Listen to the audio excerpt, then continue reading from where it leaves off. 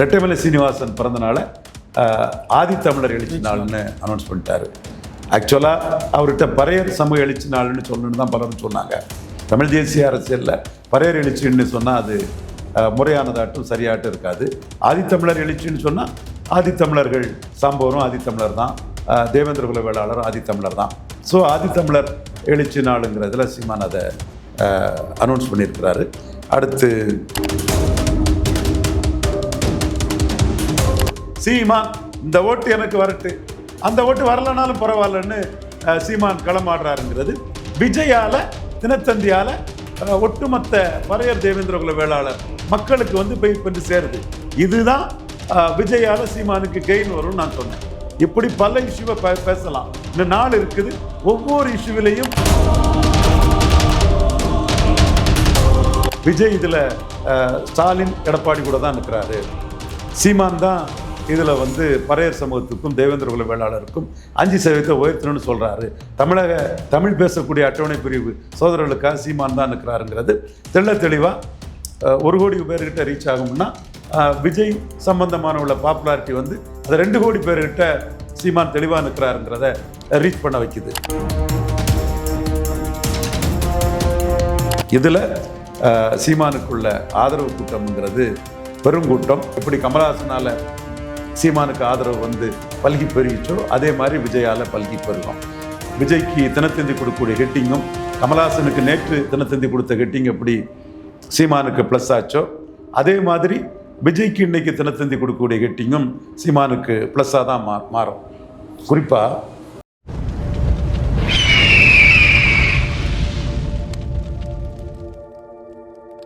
அரசியல் கருத நேயர்களுக்கு வணக்கம். இன்று நம்மோது இணையும் சிறப்பு விருந்தினர் அரசியல் திறனாய்வாளர் திரு ரவீந்திரன் துரைசாமி அவர்கள். வணக்கம் சார். வணக்கம். எப்படி இருக்கீங்க சார்? நல்லா இருக்கு சார். சீமான் அவர்கள் தமிழக அரசியலின் டைனமிக்ஸையே மாற்றிட்டு வருகிறார் அப்படின்ற ஒரு பேச்சு பொருள் இப்போ பேச தொடங்கியுள்ளது. குறிப்பாக நேற்று நடந்த கலிய பெருமாள் ஆணைமுத்து அவர்களின் 100ஆண்டு போற்றும் விழாவில் பல்வேறு விடயங்கள் பேசப்பட்டது. இது மிகப்பெரிய எழுச்சியும் தமிழ் மக்கள் இதையே ஏற்படுத்தியுள்ளது. இந்த விடயத்தை எப்படி சார் பார்க்குறீங்க?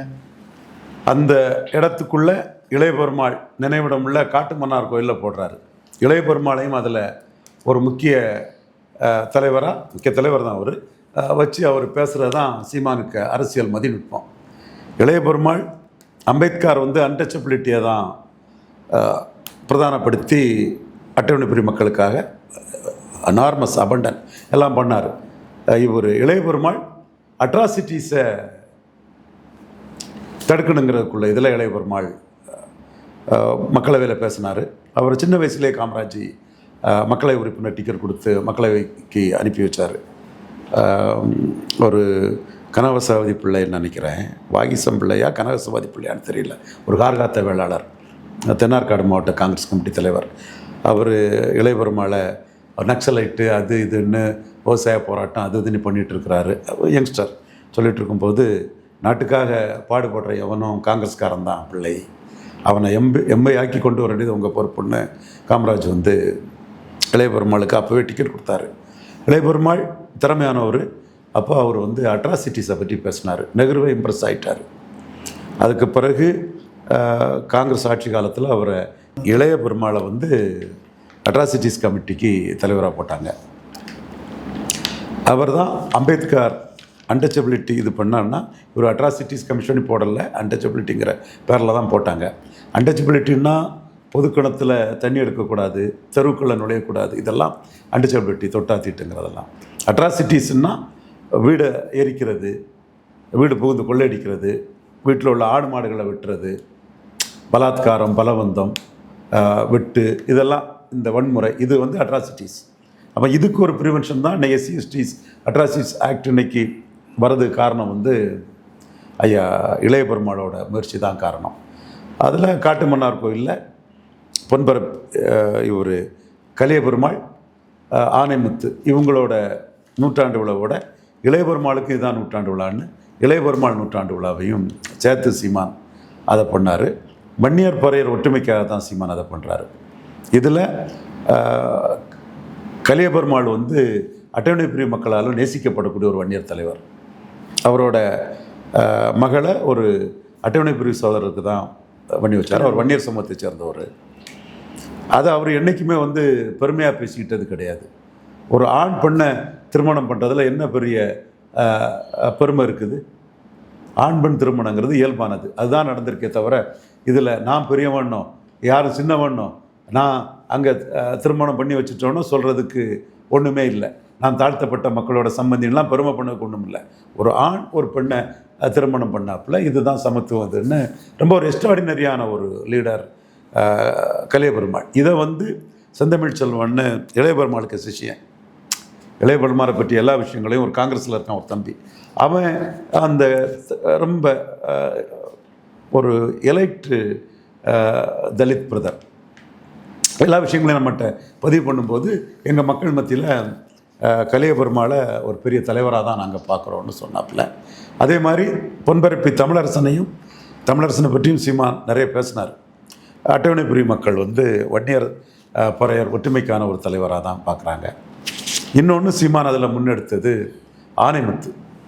ஆணைமுத்து இடஒதுக்கீடுக்காக கடுமையாக பாராட்டினவர். அவர் பெரியாருக்கு ஒரு தளபதி தாங்கிறதையும் சீமான் அதை பதிவு பண்ணார். ஆணைமுத்தோட சிறப்பு என்னென்னா எம்ஜிஆர் 31% வந்து பொருளாதார அடிப்படைன்னு சொல்லும்போது மக்களவைத் தேர்தலில் எம்ஜிஆர் தோற்று போகிறார். பொருளாதார அடிப்படை சொன்னதும் கலைஞரே பேசுவார். ஒரு நாடார் இன்ஜினியராக இருந்தால் அவருக்கு மகன் நாடார் இன்ஜினியராக வரக்கூடாதுன்னு. அன்னைக்கு இன்ஜினியரிங்லாம் அபூர்வம். 80 கலைஞரே கோயில்பட்டி கூட்டத்தில் பேசுவார். எம்ஜிஆரை தோக்கடிக்கணும்னு கலைஞர் பேசுவார். எம்ஜிஆர் அதில் தோற்று போகிறாரு. தோற்று போனதும் மீண்டும் பொருளாதார அளவுகோலை பின்வாங்கணுன்னு தான் வீரமணி ஐயா சொன்னார். ஆணைமுத்து தான் 31 60 உயர்த்தணும்னு சொன்னார்.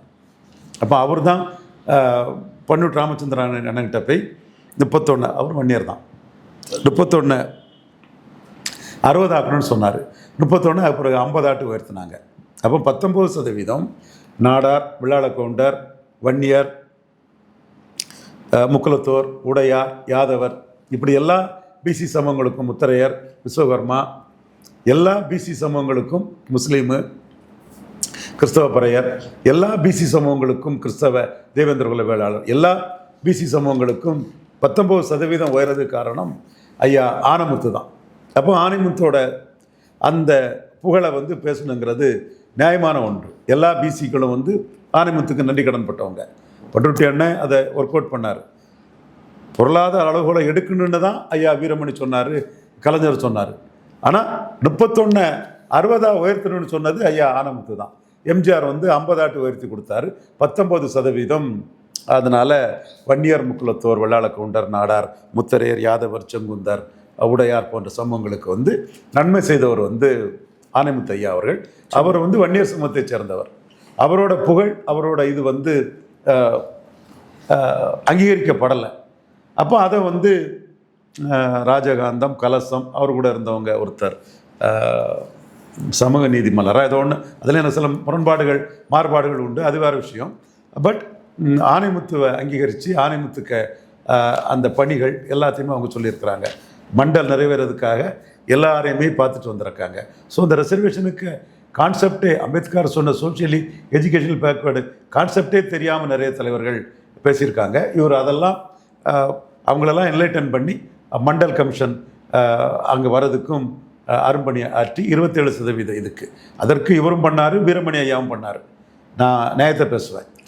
வீரமணி ஐயா வந்து யாதவ தலைவர்கள், கவுடு தலைவர்கள், எல்லா பேக்வேர்டு கிளாஸ் தலைவர்கள் எல்லாம் லட்சண்ணா, ஒரு கவுடு ஒரு தலைவர் ஒருத்தர் வருவார், வி.டி. ராஜசேகர் கர்நாடகாக்காரரு, இப்படி எல்லா தலைவர்களையும் கொண்டு வந்து அதுக்கான ஒரு அவேர்னஸை கொண்டு வந்ததில் வீரமணிக்கும் பங்கு உண்டு. ஐயா வீரமணிக்க பங்கை அதை நம்ம மறுத்துட்டு பேச முடியாது.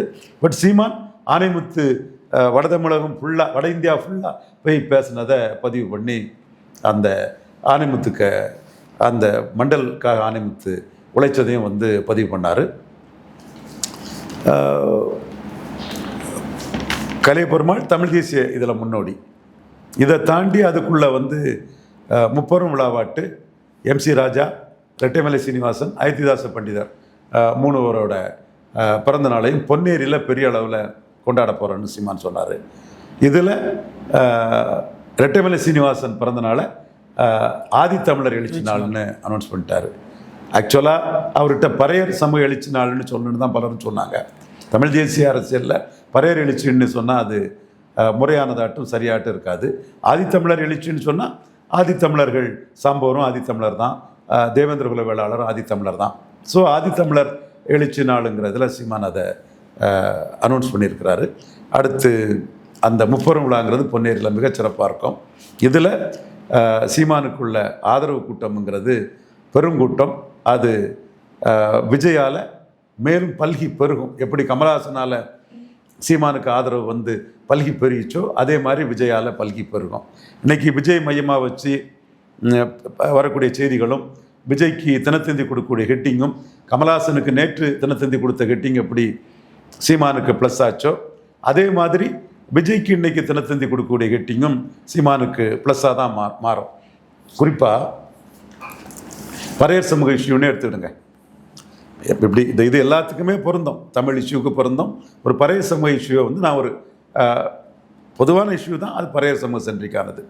அதை நான் பேசுகிறோம்னா, பறையர் தேவேந்திர குல வேளாளருக்கு அட்டவணை பிரிவு இடஒதுக்கீட்டில் 5% உயர்த்தி கொடுக்கணும். இது 40 வருஷத்துக்கு மேலே இது உயர்த்தப்படலை. உயர்த்துறது தான் நியாயம். அதில் அருந்ததியர் உள்ஒதுக்கீடு வந்து பறையர் தேவேந்திர குல வேளாளருக்கு பாதிப்பை ஏற்படுத்துது. அதனால் இதை உயர்த்தி கொடுக்கணும்னு சீமான் கேட்குறாரு. அப்போ இந்த இடத்துக்குள்ளே பறையர்களுக்காகவும் தேவேந்திர குல வேளாளருக்காக நிற்கிறது யார்?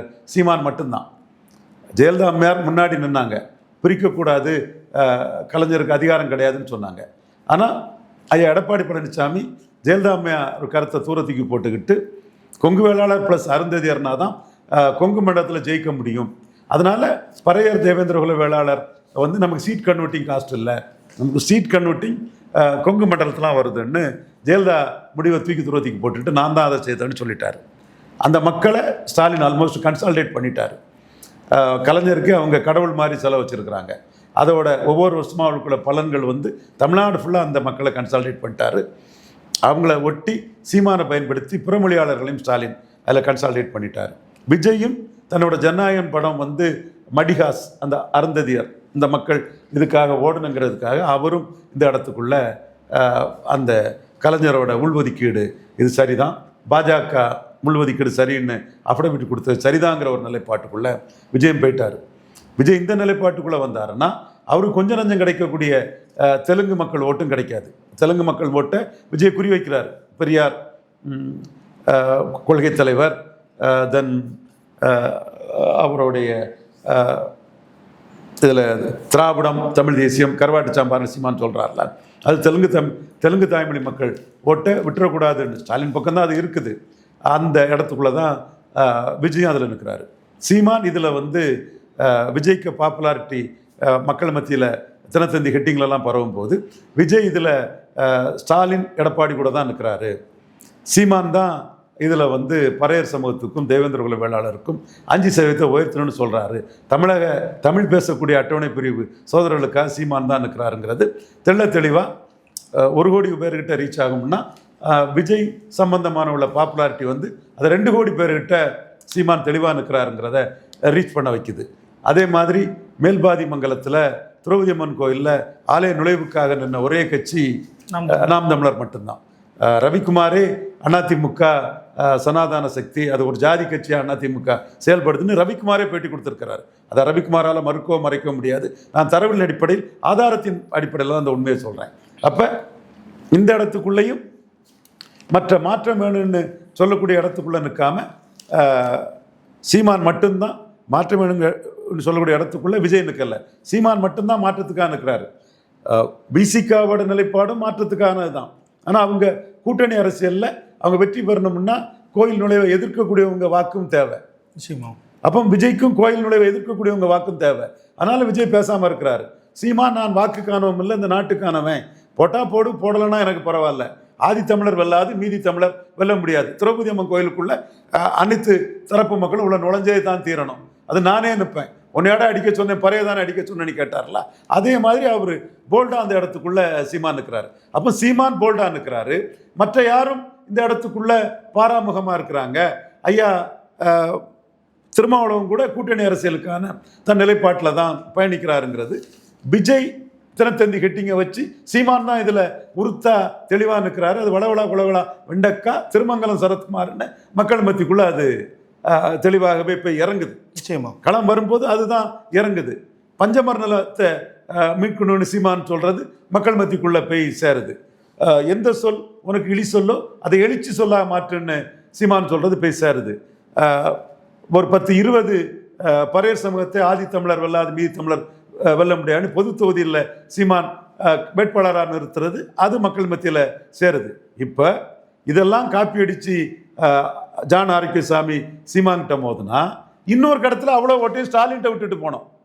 நிச்சயமா களம் அதான் சொல்லுது. களம் அதை தான் சொல்லும். நீங்கள் நாயுடு, ரெட்டி, போயர், ஒட்டர், தொட்டிய நாயக்கர், 24 மணி தெலுங்கு செட்டி, நம்ம வம்சியோட தேவாங்கர் செட்டி எல்லாமே வந்து சகோதரன் தான், அதில் பிரச்சனை இல்லை. நமக்கும் ஐயா ராமச்சந்திரன் நாயுடு சிஎம் ஆகணும்னு சொன்னவன் தான். களத்தை நான் சொல்கிறேன், அவ்வளவுதான். 24 மலை செட்டி இதெல்லாம் வந்து ஸ்டாலின்கிட்ட மொத்தமாக விட்டுட்டு போனோம். நீங்கள் எங்கே வந்தீங்கன்னா சீமான் தமிழ் தேசியம் சொல்கிறாரு, வேலுப்பிள்ளை பிரபாகரன் சொல்கிறான்னு சொல்லும்போது சீமான் இந்த ஓட்டு எனக்கு வரட்டு, அந்த ஓட்டு வரலனாலும் பரவாயில்லன்னு சீமான் களமாடுறாருங்கிறது விஜயால தினத்தந்தியால ஒட்டுமொத்த பறையர் தேவேந்திர குல வேளாளர் மக்களுக்கு வந்து போய் பெற்று சேருது. இதுதான் விஜயால சீமானுக்கு கெயின் வரும்னு நான் சொன்னேன்.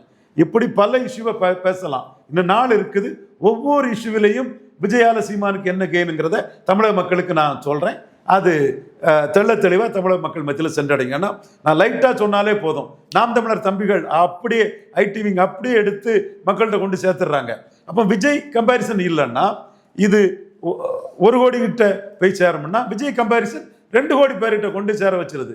விஜய் கம்பேரிசன் சீமானை தூக்கி விடணும்னு ரஜினிகாந்த் ரசிகர்கள் நினைக்கிறாங்க, அஜித் ரசிகர்கள் நினைக்கிறாங்க, சிம்பு ரசிகர்கள் நினைக்கிறாங்க, சிவகார்த்தியன் ரசிகர்கள் நினைக்கிறாங்க, தனுஷ் ரசிகர்கள் நினைக்கிறாங்க, சூர்யா தென் கார்த்தி ரசிகர்கள், விக்ரம் ரசிகர்கள் நினைக்கிறாங்க. இவங்கெல்லாம் என்ன பண்ணுறாங்கன்னா தேவேந்திர குல வேளாளர் தமிழர்களுக்காக சீமான் தான் பேசுகிறாரு, பறையர்களுக்காக சீமான் தான் பேசுகிறாரு, பறையர்களுக்காக 5% உயர்த்தி கொடுக்கணும்னு சீமான் தான் சொல்கிறாரு. விஜய் வியாபார அரசியல் பண்ணுறாரு, சினிமா அரசியல் பண்ணுறாரு, படம் ஓடுறதுக்காக இந்த முடிவெல்லாம் அவரால் எடுக்க முடியல அப்படின்னு விஜய் வந்து இந்த மற்ற நடிகர்களோட ரசிகர்கள் வந்து எக்ஸ்போஸ் பண்ணுறாங்க. இது வந்து சீமானுக்கு பெரிய அட்வான்டேஜ். இதுதான் சீமானுக்கு இன்னைக்கு இந்த விஜய் சீமான் கம்பேரிசனில் பெரிய கெயினாக இருக்குது. இப்போ கமலஹாசன் ரசிகர்கள் வந்து திமுகவுக்கு ஆதரவாக தான் இருப்பாங்க என்றாலும் விஜய் சீமான் கம்பேரிசனில் கமலஹாசன் தமிழ்ல இருந்து பிறந்ததான் மலையாளம், கன்னடம், தெலுங்குன்னு சொன்னதை துணிச்சலாக தமிழ் மண்ணுக்குள்ளே சீமான் தான் அதை ஆதரித்தார். விஜய் வந்து கமலஹாசன் சொன்னதை விஜய் வந்து ஒன்றுமே பேசலை, விஜய் அரசியல் வியாபாரி, சந்தர்ப்பவாதி, பச்சோந்தி, சீமான் தான் அதை உண்மையை சொல்கிறாருன்னு விஜய் சீமான் கம்பேரிசன் வந்து சீமானுக்கு ரீச்சை வந்து அதிகமாக்குது. எல்லா நடிகர்கள் ரசிகர்களும் விஜய் வந்து ஒரு அரசியல் வியாபாரி, பச்சோந்தியாக இருக்கிறாரு, சுயநலவாதியாக இருக்கிறாரு, சீமான் தான் போல்டாக வந்து இஷ்யூவில் தெளிவாக இருக்கிறாருன்னு எந்தெந்த இஷ்யூவில் சீமான் தெளிவாக இருக்கிறாரோ அந்தந்த இஷ்யூவெல்லாம் அந்த மக்கள்கிட்ட கொண்டு சேர்க்கிற வேலையை சிம்பு ரசிகர்கள், சிவகார்த்தியன் ரசிகர்கள், தனுஷ் ரசிகர்கள், அஜித் ரசிகர்கள் எல்லாம் தெளிவாக அதை செய்துட்டு இருக்கிறாங்க.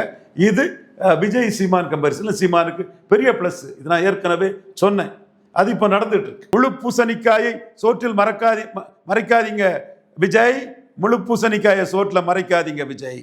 சீமான் இதில் நிரூபித்து காட்டியிருக்கிறாரு. அறிவார்ந்த தமிழ் சமுதாயம், அறிவார்ந்த அரசியல் விமர்சகர்கள் விக்கிரவாண்டியும் ஈரோடு கிழக்கையும் ஒப்பிட்டு பாருங்க. நாம் தமிழர் தம்பிகள் இதை ஒப்பிட்டு விஜய் தரப்பை அடிச்சு நொறுக்குங்க. உண்மையின் பலம் கொண்டு விஜய் உங்களுக்கு எதிரி இல்லை, அவர் கடைசியில் இன்எலிஜிபிளாக போயிடுவார். அதனால் அவர் எதிரியாலாம் பார்க்காண்டாம், அவரோட அந்த கருத்தை அடிச்சு நொறுக்குங்க, அவ்வளவுதான்.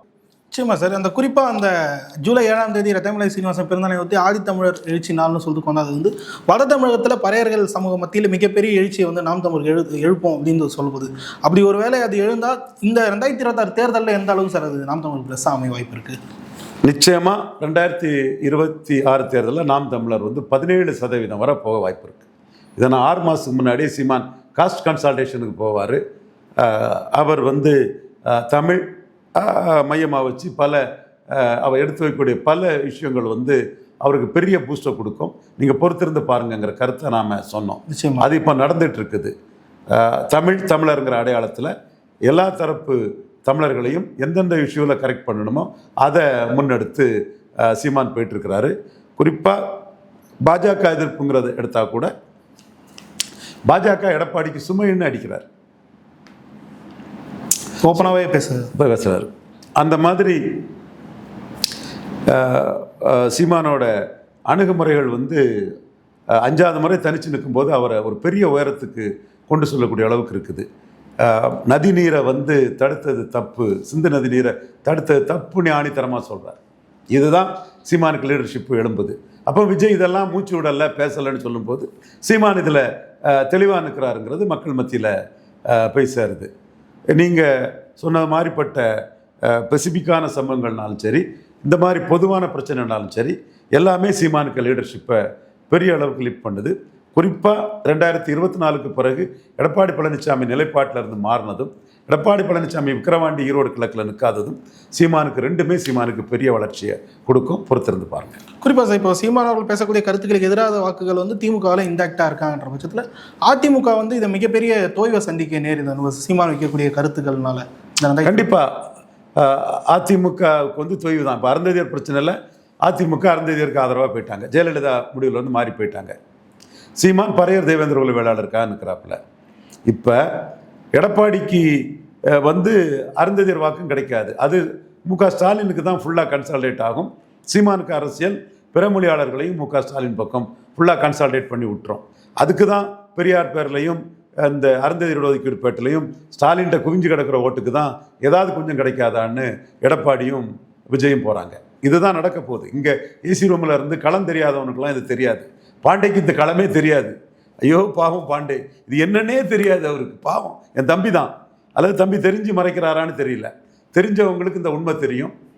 அரசு அலுவலர்கள், பறையர் தேவேந்திர குல வேளாளர் சமூகத்தைச் சேர்ந்த அரசு அலுவலர்கள், கல்லூரி விரிவுரையாளர்கள், வேலை வாய்ப்பு தேடக்கூடிய படித்த தேவேந்திர குல வேளாளர் பறையர் இளைஞர்களுக்கு சீமான் தான் நம்ம தலைவர், நமக்கான தலைவர், நம்மளோட பிரச்சனையை எடுத்து போராடுறது சீமான் தாங்கிறது இந்த விஷயத்தில் தெளிவாக தெரியும்.